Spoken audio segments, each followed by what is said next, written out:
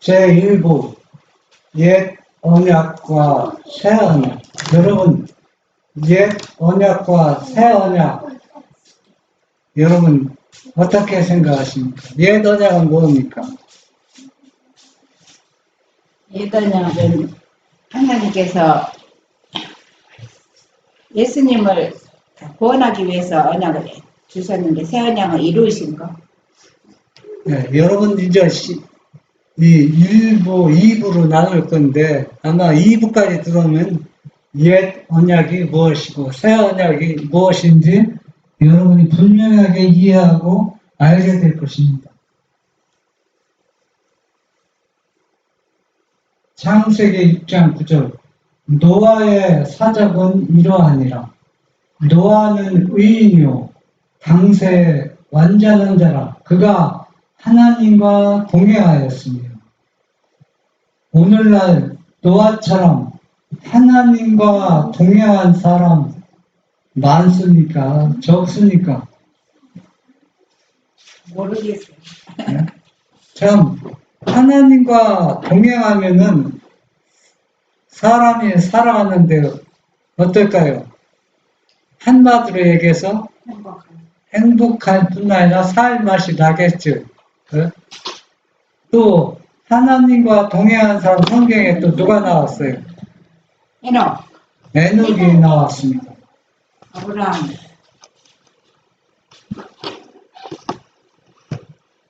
창세기 7장 1절 여호와께서 노아에게 이르시되 너와 네 온 집은 방주로 들어가라. 네가 이 세대에 내 앞에서 의로움을 내가 보았음이니라. 네. 우리가 아담을 하나님께서 창조하시고 아담부터 노아까지 그 사역을 보면은 별로 이렇게 많이 나와 있지 않습니다. 아주 간단하지만 명료하게 우리에게 전달되는 그 성경이 있습니다. 그래서 여기 보면은 얼마나 왜 아담에게 주어졌을 때는 별로 언약을 맺은 게 없어요. 아담한테는 계명을 주셨지만은 그 당시 사람들은 이 머리가 얼마나 뛰어나고 명확한지 기록이 필요가 없었어요. 그들은 또 건강하고 영적 육적으로 아주 건전한 존재였기 때문에 오늘날 사람은 뭐가 꼭 필요합니까? 책이 필요하고 기록이 꼭 필요합니다. 그러나 아담 그 당시 사람들은 그런 것들이 필요가 없었어요. 왜? 머리 컴퓨터가 머리가 얼마나 명쾌하고 또 판단력이 아주 정확하기 때문에 사회 분별이 아주 정확합니다.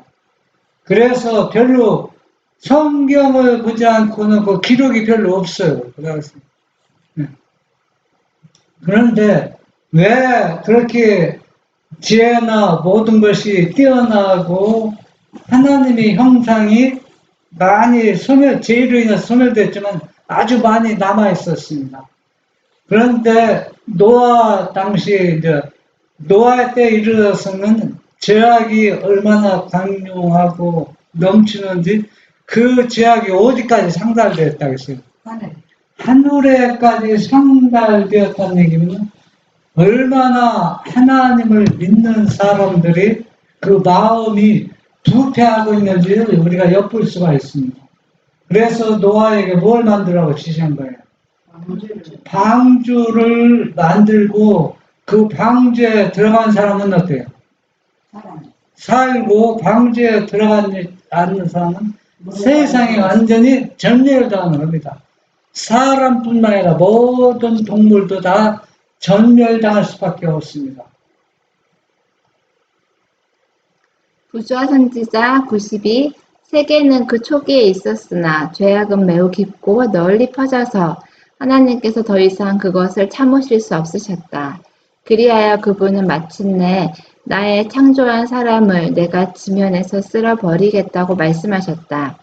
그분은 당신의 영께서 언제까지나 범죄한 인류와 다투지는 않을 것이라고 선언하셨다. 그들이 자신들의 죄로 세계와 그의 풍부한 귀중품을 더럽히는 일을 그치지 않는다면 그분은 그들을 그분의 우주에서 제거하시고 그들을 축복하시기 위하여 기쁨으로 주셨던 모든 것을 멸망시킬 것이었다. 여러분들은 이렇게 하나님한테 반문할 수 있습니다. 하나님께서 사람을 창조하시고 왜 그 사람들을 쓸어버리겠다고 말씀하시는가? 그런데 여기 보면 뭐가 깊이 박혀 있어요. 죄악이 깊이 아주 박혀 있어서 내가 나의 창조한 사람을 내가 지면에서 없애버리겠다 말씀하셨습니다. 그러면 왜 지면에서 없애버리게 하느냐? 그 이유가 나옵니다. 범죄한 사람과 하나님이 무엇을 하지 않겠다는 얘기예요. 다투지 않는다는 얘기는 어떤 말장난으로서 어떤 싸움이 있는 것이 아니라 회개할 필요를 전혀 느끼지 않고 회개하지 않는다는 것을 알기 때문에 이들을 심판한다는 얘기예요. 그 증거가 뭡니까? 이들이 회개하지 않는다는 증거가 방주 안 돼요. 방주에 아무도 안 들어갔잖아. 그럼 방주는 노아의 8 식구만이 들어가도록 설계하고 만드는 게 하나님의 목적이었습니까? 아니잖아요. 사람이 많이 들어가고 찼으면은 동물로 안 들어갔을 거예요. 그러니까 다투지 않는다는 것은 인간들이 얼마나 죄악의 뿌리가 마음속 깊이 박혔는지 회개하지 않을 것을 아셨기 때문에 내가 이들을 지면에서 쓸어버리겠다는 거예요. 그러는 인간을 너무 사랑해서 창조하신 하나님께서 당신의 손으로 창조한 사람을 완전히 쓸어버린다는 그 심정이 어떨까요? 한번 우리가 생각해 보아야 되는 겁니다.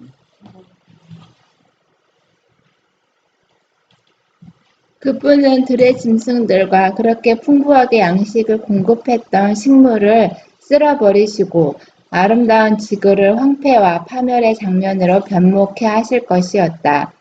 도처에 횡행하는 부패 가운데서도 무드셀라와 노아와 다른 많은 사람들은 참 하나님에 관한 지식을 간직하며 도덕적 사악의 조수를 막아보려고 노력하였다. 홍수 120년 전에 주께서 거룩한 천사를 통하여 노아에게 그분의 계획을 나타내시고 방주를 짓도록 지시하셨다.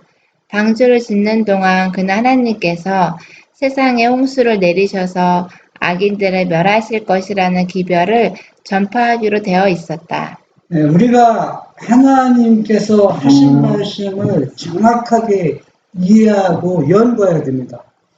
왜 연구해야 되냐면 하나님께서는 이것을 예정한 것이 아니에요.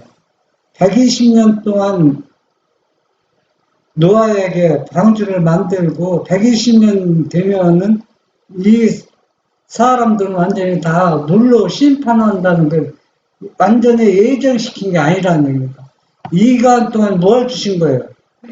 회개할 수 있는 은혜의 시간을 주셔서 이들이 회개하고 부흥과 개혁이 일어나면은 이들을 물로 심판하실 필요가 없어요. 이들을 꼭 물로 심판해야 하기 때문에 노아에게 방주를 지으라고 한 것은 아니라는 얘기입니다.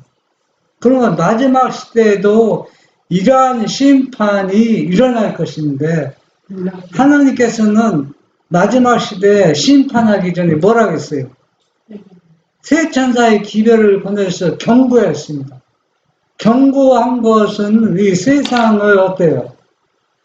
회개하지 않을 것을 아셨기 때문에 사람들을 불러내는 겁니다. 타락한 교회에서 불러내는 겁니다. 만약에 이 노아 이 시대처럼 이 백성들이 노아의 경고 또 무드실라와 노아가 얼마나 이 사람들을 어때 하나님의 그 경고를 하나님의 영감을 통해서 영을 받아서 이 백성들이 뭘 하지 않도록 멸망을 당하지 않도록 최선의 노력을 다해서 이 진리를 선포했습니다. 그러나 이 막 나가는 죄악의 도덕적 사악의 조수를 막아보려고 안간힘을 썼지만 막을 수가 없었습니다. 마지막 시 똑같습니다. 세 천사의 기회를 보내셔서 부패한 교회를 어때요? 해결시키려고 하지만은 그러나 그것이 노아 시대처럼 결국은 그 타락한 교회를 쓸어버리기 위해서 멸망시키기 위해서 거기에서 불러내는 겁니다. 하나님의 진실한 자녀들을. 그래서 이런 역사는 계속 반복되고 있는 것을 볼 수가 있습니다. 그래서 이 당시 노아 당시에 살 수 있는 방법은 어디에 들어가는 겁니까? 방주 안에 들어가는 겁니다. 이 기별을 믿고 회개와 개혁으로 그 사건을 위하여 준비하는 자들은 용서를 받고 구원을 얻을 것이었다. 에녹은 하나님께서 홍수에 관하여 자기에게 보여주신 바를 그의 자손들에게 반복하여 전파하였으며 노아의 설교를 살아서 들은 무드셀라와 그의 아들들도 방주를 짓는 일에 조력하였다. 믿음으로 살라고 하는 사람들은 노아와 협력해서 이 멸망에 가는 세상 사람들을 구원하기 위해서 안 입은 일 없이 최선을 다해서 하나님과 협력해서 일하는 그 모습을 볼 수가 있습니다. 창세기 12장 1절 여호와께서 아브라함에게 이르시되 너는 너의 본토 친척 아비집을 떠나 내가 네게 지시할 땅으로 가라. 창세기 13장 15절 내가 너로 여자와 원수가 되게 하고 너의 후손도 여자의 후손과 원수가 되게 하리니 여자의 후손은 내 머리를 상하게 할 것이요 너는 그의 발꿈치를 상하게 할 것이니라 하시고 노아가 방주를 만들고 기별을 120년 동안 준비하고 외치고 하나님께서 은혜의 시간을 주었지만은 사람들은 회개하지 않고 방주에 들어가지 않아서 물로 완전히 심판을 받았는데 심판을 받고 몇백 년이 지나자 또 무화하기 시작합니다. 세상은 또 부패하기 시작합니다. 이 부패했다는 얘기는 하나님을 믿지 않는 사람들 얘기하는 게 아니라 하나님을 믿는 사람의 도덕성, 부패성을 지금 얘기하고 있는 것입니다. 그래서 이제는 누구를 불러내는 겁니까? 아브라함을 불러내서 노아처럼 이제 하나님의 선한 길, 생명의 길, 진리의 길로 인도하기 위해서 아브라함을 불러내는 것입니다. 그래서 너는 어디에? 내 본토 친척 아비의 집을 떠나 내가 네게 지시할 땅으로 가라 이렇게 명령하시는 겁니다.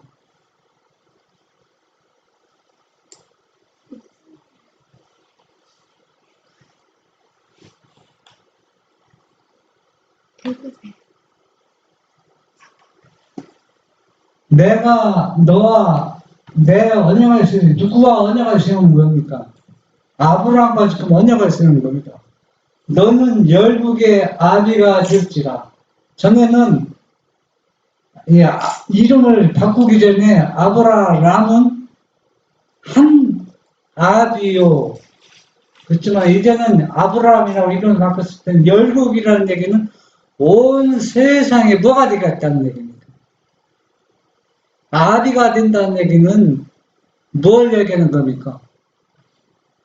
너를 통해서 이 진리가 온 세상에 하나님의 섭리가 이룰 것을 아브라함에게 지금 언약을 이제 하고 있는 겁니다.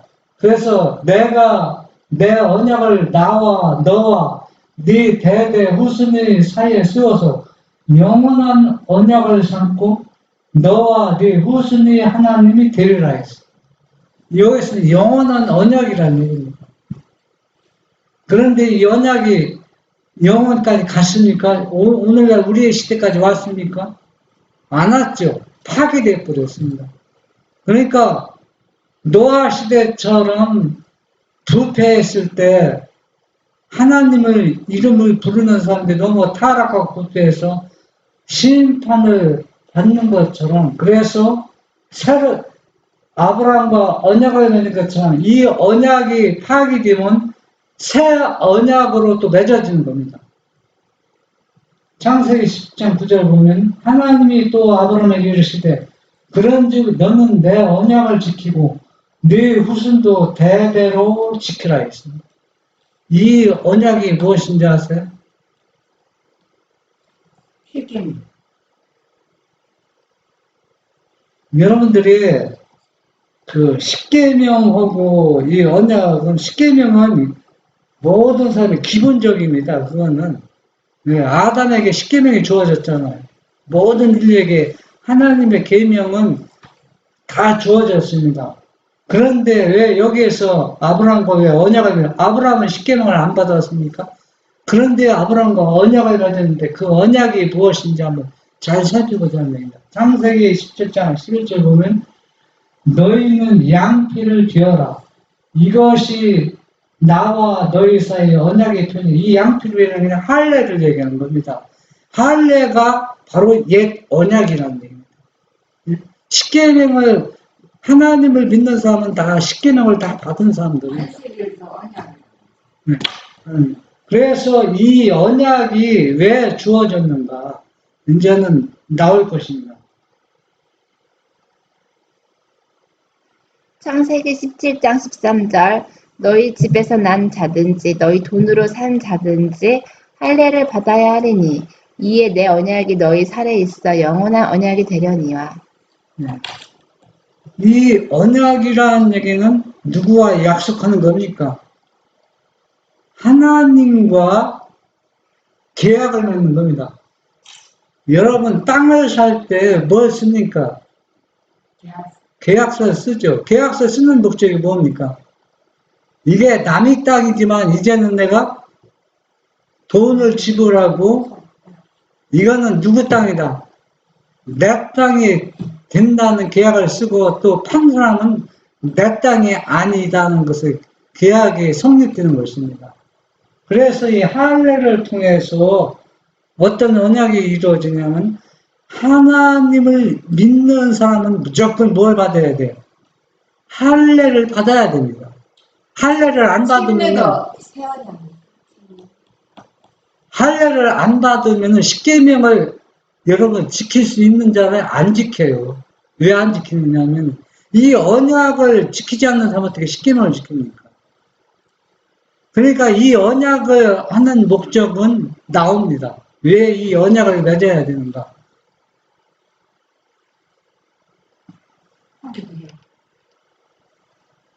누가복음 1장 59절 8일이 되매 아이를 할례하러 와서 그 부친의 이름을 따라 사가랴라 하고자 하더니 누가복음 2장 21절 할례할 8일이 되매 그 이름을 예수라 하니 곧 수태하기 전에 천사의 일컬음 바라라.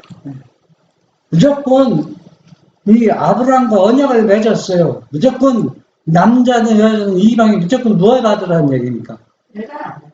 여자는 안 받지만 여자는 누구에 속했어요? 그 집의 가장에 속해 있기 때문에 여자 다 포함되는 겁니다. 네?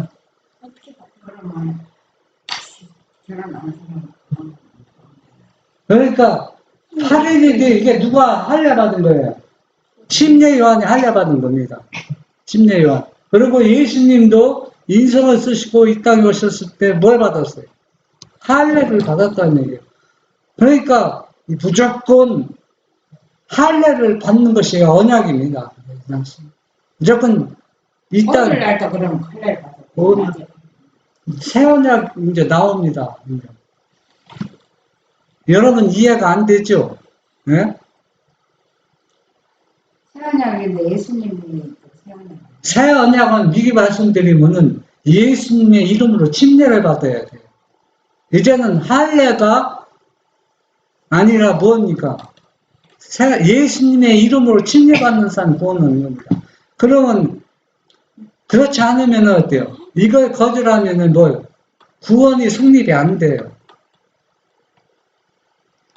하나님의 도움을 받기 위하여 사람은 자기의 연약함과 부족함을 깨달아야 하고 자기 자신 속에 이룩될 큰 변화에 마음을 쏟아야 한다. 열렬하고 꾸준한 기도와 노력으로 분기해야 한다. 그릇된 습관과 행습은 떨쳐버려야 한다. 이 같은 잘못들을 시정하고 바른 원칙을 따라 살고자 하는 결정적인 노력만이 승리를 가져다 줄 수 있다. 예. 여러분들이 지금 아담부터 아브라함까지는 2000년의 시간이 지났습니다. 그리고 아브라함부터 예수님이 인서울시 이 땅에 오실 때 한 2000년이 정도 흘러갔습니다. 그러면 왜 아브라함에게 이런 언약을 맺었냐면은 노아하고 아브라함하고 만났을까요? 안 만났을까요? 성경에 안 나왔지만 여러분 노아하고 아브라함 만났을 것 같아요? 안 만나. 네, 안 만났다고요? 이거 왜 안 만났다고 생각이 듭니까?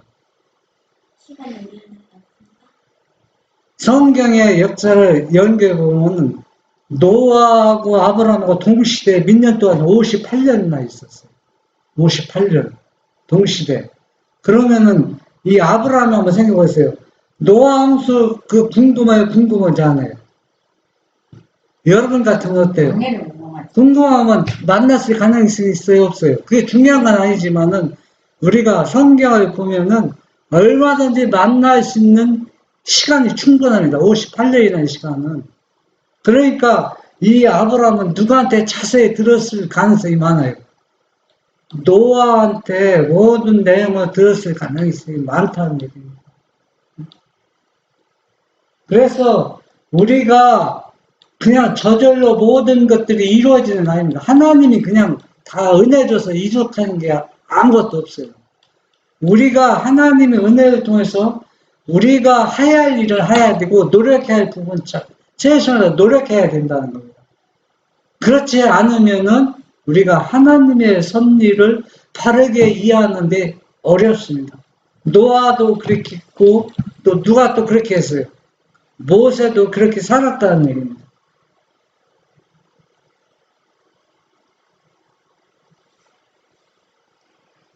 그에게 할례의 의식을 주셨는데 이를 행하는 자는 하나님을 섬기는 일에 자신을 헌신했다는 표, 즉 우상 숭배에 가담하지 않고 하나님의 율법을 순종하겠다는 서약이었다.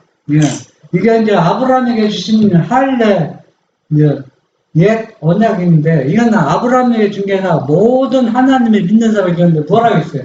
할례를 주신 목적은 하나님을 섬기는 일에 자신을 어떻게 했다? 헌신하겠다는 거. 하나님 헌신하면 우상 숭배합니까? 안 합니까? 우상 숭배하지 않겠다고 서약을 맺는 겁니다.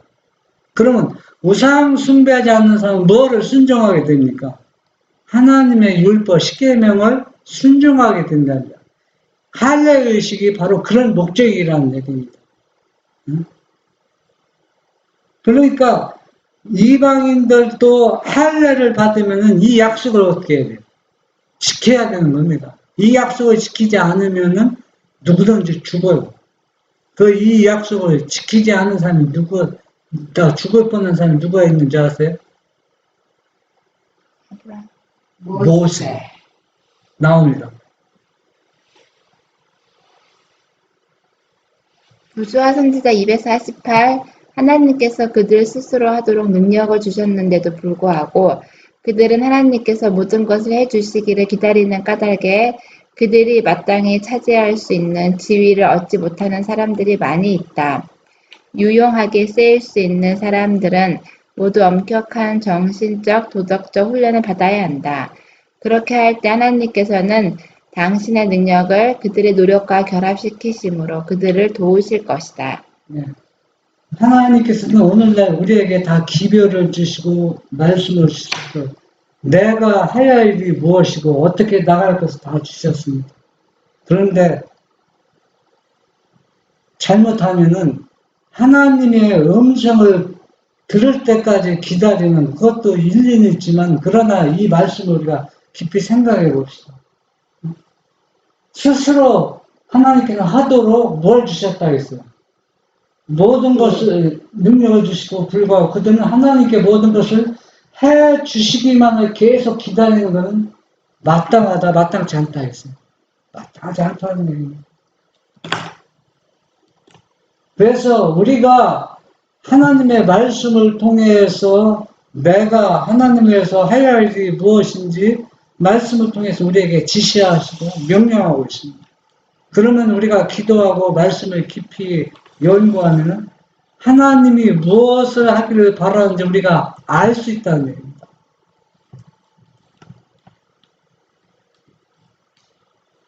미디안에서 나오는 길에 모세는 여호와의 불쾌히 여기심에 대한 놀랍고 무서운 경고를 받았다. 그를 당장 죽일 것처럼 한 천사가 그에게 위협하는 몸짓으로 나타났다. 아무 설명은 없었으나 모세는 그가 하나님의 요구 중 하나를 무시한 것을 기억하였다. 아내의 권유에 못 이겨 그는 막내 아들에게 할례식을 거행하는 일을 등한히 하였다. 모세는 그의 아들이 이스라엘을 더불어 세우신 하나님의 언약의 축복을 받을 자격을 얻게 해주는 조건을 이행하지 않았다. 예. 이 언약이 얼마나 중요합니까? 모세가 여러분 사실 부부 입장에서는 난제 8일 만에 할례를 지고 그 양피를 비는 것 부모로서는 너무 안쓰럽잖아요. 그러니까 여자들은 이것을 모세 부인들을 막았다는 게 하지 못하게 막내 아들에게. 그런데 이걸 잊어버렸는데 이때 천사가 나타나서 모세를 죽이라고 할 때 그것이 딱 생각이 났어요. 그래서 이 아브라함하고 맺은 이 언약을 지키지 않으면 누구도 뭐 어떻게 한다고 했어요. 죽임을 당한다는 얘기예요.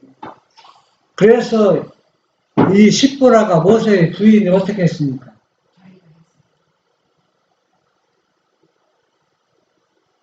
그들이 선택한 지도자에게 있는 이런 태만이 백성에게 보내시는 하나님의 교훈의 능력을 감소시킬 수밖에 없었다. 십보라는 남편이 죽임을 당할지 모른다는 두려움으로 손수 의식을 거행하였다. 그제야 천사가 모세로 하여금 여행을 계속하도록 허락해 주었다. 모세는 바로에 대한 그의 사명을 수행하기 위해서는 매우 위험한 처지에 놓이지 않을 수 없었다. 그의 생명은 거룩한 천사들의 보호를 통하여서만 보존될 수 있었다. 네. 이 할례의 언약은 얼마나 중요하느냐 하면은 이걸 순종하지 않으면 다른 걸 할 수가 없어요. 다른 거. 모세가 만약에 이 천사가 나타나 있으면 모세가 자기 아들에게 할례를 안 했다는 걸 생각했겠습니까? 안 했다는 얘기입니다. 그런데 이 할례를 하지 않고는 하나님의 큰 일을 할 수 있다, 할 수 없다는 얘기입니다. 할 수 없다는 얘기입니다. 그래서 출애굽기 4장 25절에 보면은 이 십보라가 뭐라고 하는지 압니까?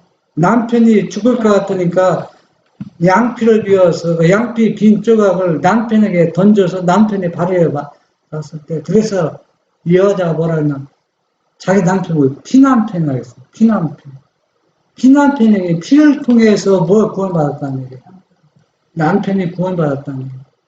이 언약은 우리가 새 언약은 예수님의 피잖아요. 새 언약은 그렇잖아요. 예수님의 피. 그걸 믿고 믿음으로 예수님의 이름으로 침례받는 것.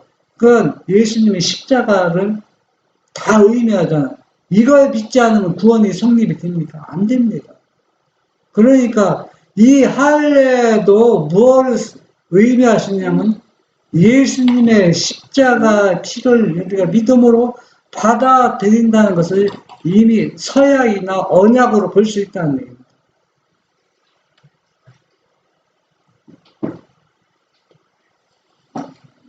부조 256. 그러나 그가 알고 있는 의무를 등한히 하는 생활을 사는 한 천사들의 보호를 받을 수 없기 때문에 결코 안전하지 못할 것이었다.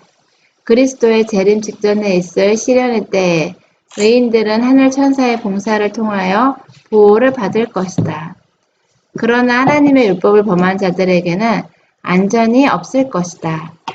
그때 천사들은 하나님의 교훈 중 어느 하나라도 무시하는 사람들을 보호할 수 없다. 하나님의 말씀은 아무리 작은 것이라 할지라도 완전히 순종하는 사람만 뭘 받을 수 있어요? 마지막 시대 보호를 받을 수 있습니다. 아무리 작은 말씀을 소홀히 하는 사람들은 천사가 그 사람들을 절대로 보호하지 않는다는 겁니다. 그래서 지금은 빛이 완전히 100% 주어졌습니다. 그래서 아주 작은 것이라도 이것을 소홀히 하고 불순종하면 어떤 혜택을 못 받아요. 보호를 못 받아. 네, 천사들로부터 보호를 받지 못하는 것입니다. 모세가 자기 막내 아들에게 할례를 하지 않음으로 인해서 위협을 느꼈잖아요. 그와 똑같은 것이 그 역사가 반복될 것입니다. 오늘날도 사람들이 그러죠. 그게 뭐 중요하냐고. 네? 그런데 성경은 그렇게 말하고 있지 않다는 것을 볼 수가 있습니다.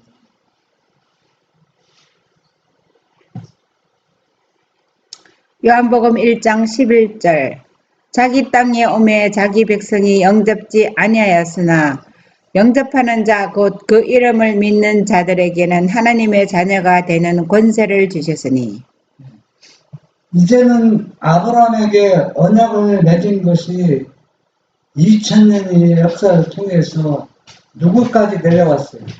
예수님이 인서 쓰신 그때까지 내려와서 침례 요한도 할례를 받았고 예수님도 8일 만에 할례를 받았습니다.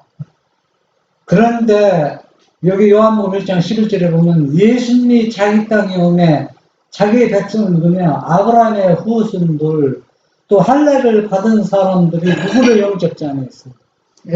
예수님을 영접지 않았습니다. 그럼 할례를 주는 목적이 뭐라 했어요? 하나님을 섬기고 경배하는데 뭘 하겠다는 약속이요?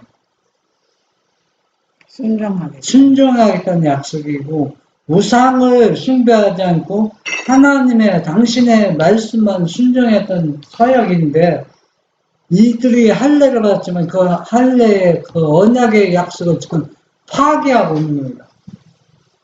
그러니까 요한복음 1장 12절에서는 영접하는 자, 그 이름을 믿는 자들에게는 하나님의 자녀가 되는 권세를 주셨습니다. 이제는 아브라함에게 맺은 그 할례를 통해서 구원을 얻는 것이 아니라 이제는 실물 예수님 오셔서 그분을 믿는 사람 또 그분의 이름으로 침례를 받는 사람이 뭘 얻는 거예요?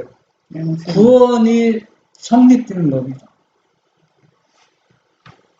요한복음 19장 7절 유대인들이 대답하되 우리에게 법이 있으니 그 법대로 하면 저가 당연히 죽을 것은 저가 자기를 하나님의 아들이라 함이니이다. 이렇게 되면은 무화가 또 나오니까 노아 시대에 방주가 또 나올 수뿐이 없어요. 노아 시대에도 회개케 하려고 얼마나 무드슬 노아 에녹이 애를 썼습니까? 그런데 그들이 얼마나 죄악의 뿌리가 마음속에 닿았는지 결국은 물로 심판을 받는 것처럼 유대인이 자기 땅에 자기가 백성이 예수님을 어떻게 십자가에 못 박고 죽이는 사건이 벌어졌습니다. 그러면 예수님께서 하나님께서 어떻게 보시겠냐면 분명히 여기에 대한 심판이 분명히 따를 것입니다. 마태복음 3장 13절로 17절 이때에 예수께서 갈릴리로 오셔서 요단강에 이르러 요한에게 침례를 받으려 하신대 요한이 말려 가로되 내가 당신에게 침례를 받아야 할 텐데 당신이 내게로 오시나이까 예수께서 대답하여 가라사대 이제 허락하라 우리가 이와 같이 하여 모든 의를 이루는 것이 합당하니라 하신대 이에 요한이 허락하는지라. 이제는 우리가 아브라함과 언약을 맺은 할례를 통해서 우리가 구원받는 것이 아니라 이제는 예수님의 이름으로 침례를 받아야 이것이 새 언약이 시작되는 것입니다. 예수님의 이름으로 침례를 받지 않으면 뭐가 성립이 안 돼요? 다 죽습니다. 구원이 성립이 안 된다는 겁니다. 그러면 어떤 사람은 이렇게 질문합니다. 아이고, 그러면 침례 받지 않고 하나님 믿고 죽은 사람이 있는데 그 사람은 멸망합니까? 구원 받습니까? 그러나 말씀을 깊이 보면은 침례 받을 수 있는 시간이 없는 사람이 있어요. 갑자기 하나님을 진실히 믿다 사고를 죽거나 몸이 너무 아파서 도저히 침례식을 할 수 없는 사람. 이 사람들은 그 믿음을 통해서 다 구원을 얻습니다. 근데 여기에서는 침례 받을 수 있는 여건이 충분히 은혜가 주어졌는데 이걸 거절할 때는 구원이 성립이 안 된다는 얘기입니다. 마태복음 3장 16절 17절 예수께서 침례를 받으시고 곧 물에서 올라오실새 하늘이 열리고 하나님의 성령이 비둘기같이 내려 자기 위에 임하심을 보시더니 하늘로서 소리가 있어 말씀하시되 이는 내 사랑하는 아들이요 내 기뻐하는 자라 하시니라. 여기서 예수님은 진짜 하나님의 친아들입니다. 어떤 역할이나 인간에게 구속의 경륜을 이해시키기 위해서 상징적인 아들로 주어진 게 절대 아니라는 거예요. 그래서 우리는 성경에 보면 표상이나 상징들이 많이 나왔습니다. 그러나 성경이 분명히 일런지 화이트 여사가 선지자가 말하기를 표상이나 상징은 그대로 이해할 필요가 있지만은 하나님의 문자, 말씀 그대로 믿어야 할 것들이 있다는 얘기입니다. 문자 그대로. 그러면 성경에서 예수님을 하나님의 아들이라 얘기했으면은 아무리 유명한 신학자들이나 모든 하나님을 믿는 사람들이 아들이 아니고 구속의 경륜을 이해시키기 위해서 그렇게 했다고 아무리 설명한다 할지라도 그것을 받아들여서는 안 된다는 얘기입니다. 이거는 선지자가 말한 것처럼 문자 그대로 액면 그대로 받아들여야 된다는 얘기입니다. 왜 문자 그대로 액면 받아들여야 되냐면 아버지와 아들을 믿는 이 언약이 새 언약이 성립되며 새로운 교회가 출발하는 겁니다. 이제는 아담으로부터 노아 가정으로 시작된 교회가 이제는 누구로 바통이 넘어갔어요? 아브라함에게 넘어가서 아브라함 후손을 통해서 이 구속사업이 성취됐지만 그러나 이 언약을 맺은 할례받은 하나님의 백성들이 예수님을 하나님의 아들을 거절하고 십자가에 못 박음으로 인해서 새로운 교회가 출발하는 것이 아버지와 아들을 믿는 사람, 이 사람들이 뭐냐면 새 언약을 맺는 것입니다. 하이주석 마태복음 3장 13절로 17절 천사들과 금비둘기 예수께서는 생애와 경건에 속한 모든 것에 있어서 우리의 모분이시다. 예수께 나오는 사람들이 침례를 받아야 하는 것처럼 그분도 요단강에서 침례를 받으셨다. 하늘의 천사들은 열렬한 관심을 가지고 침례 장면을 보고 있었다. 구경하는 사람들의 눈이 열릴 수만 있었다면 주께서 요단강 언덕에서 머리 숙여 기도하셨을 때 하늘의 천군들이 하나님의 아들을 호위하고 있는 것을 보았을 것이다. 예수님은 옛 언약도 실행했고 새 언약 예수님 자신이 먼저 모범을 보셨어요. 침례를 받으셨습니다. 그러면 예수님이 하신 그 길을 우리도 어떻게 따라가야 되는 것입니다. 하이주석 마태복음 3장 13절로 17절 주께서 요한에게 한 표적을 약속하시고 그 표적으로 누가 메시아인가를 알아보게 하셨다. 예수께서 물에서 올라오셨을 때에 약속하신 표적이 나타났다. 그는 하늘이 열리는 것을 보았고 하나님의 성령이 금빛나는 금비둘기같이 주님의 머리 위에 머무르고 있었으며 하늘에서 한 목소리가 나기를 이는 내 사랑하는 아들이요 내 기뻐하는 자라고 하였다. 이게 누가 하신 말씀입니까? 하나님. 하나님이 아들 예수님에게 하시는 말씀입니다. 그리고 예수님이 메시아라는 확실한 증거를 주셨는데 하나님의 성령, 영이 누구의 머리에 하나님. 자기 아들의 머리에 위에 임하는 것을 보면은 이가 누구라? 하나님의 아들이. 하나님 아들 메시아라는 것을 알 수 있다고 했습니다. 이걸 제일 먼저 본 사람이 누구입니까? 침례 요한이 보았다. 침례 요한. 보고서 이가 혹시 누구라고 결정되었어요. 하나님의 아들 메시아라는 것을 믿게 되었다는 겁니다. 그래서 앞으로 우리는 누가 뭐라고 해도 요한이 믿고 또 예수님이 12 제자에게 이름하신 이 진리를 조금이라도 빼거나 가감하면은 새 언약을 파기시키는 것입니다. 그래서 이스라엘 백성들이 할례 받은 사람들이 누굴 죽였어요? 예수님을 죽였다는 얘기입니다. 할례의 언약은 뭐라 했습니까? 할례의 언약은 할례하는 목적은 하나님을 섬기는 사람들, 하나님을 경배하는 사람들은 우상을 숭배하지 않고 오직 십계명 하나님의 율법을 순종한다는 약속의 증거입니다. 그게 할례의 계약이라고 합니다. 언약이라는 얘기입니다.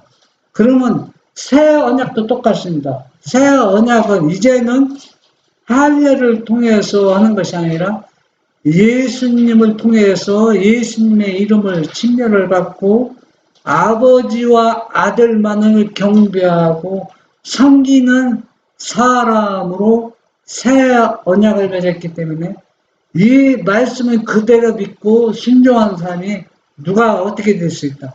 14만 4천이 될 수 있고 셋째 천사의 기별을 잊지는 무리가 될 수 있다는 것입니다.